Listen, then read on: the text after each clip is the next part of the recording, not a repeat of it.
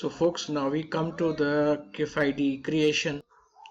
So I'll just explain various key terminologies used in Finacle, that is Cif ID, Customer Information File Identification Number. It's a unique number given to every customer of the bank.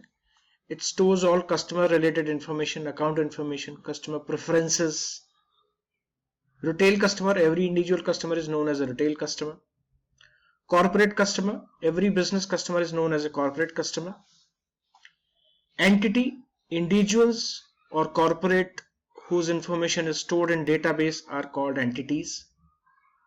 So first, when we creating a Cif ID, you'll see the options as entity.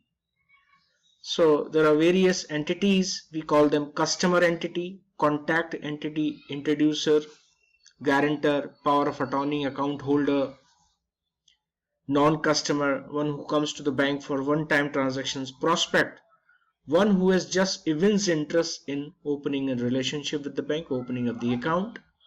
So we can create Cif IDs of all these customers.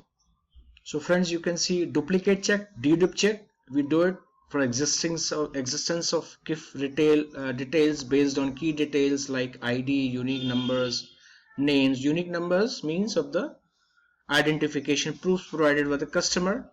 Blacklist, entities blacklisted by various credit agencies and financial institutions. So when the accounts are not doing well, so they are put in the blacklist. This is done by the bank on a regular basis. Negated entities, entities rated by RBI. So RBI has a website which has all these details of these entities which are negative list, which are on negative list. We cannot open accounts of them. And suspend, disabling the Cif ID, Cif from creating further relationship with the bank. So these are the various checks before we enter the information in the Cif ID. Other terminologies used are new entity, helps in creating new Cif ID, operations, helps in performing dedupe, negate, suspend, blacklist activities on a Cif. Edit entity, suppose we have already entered all the data in the system and we feel that there is a modification required, we can edit that any information like any contact information, email ID, address informations. So we can click on edit entity. I'll show you the screen wherein you can see how entity is edited. Entity queue helps in approving, rejecting, closing, transferring an entity. Means once a data has been entered while opening of a Cif ID, either it is approved, it may be rejected by the checker, or it may be closed or transferred to any other entity.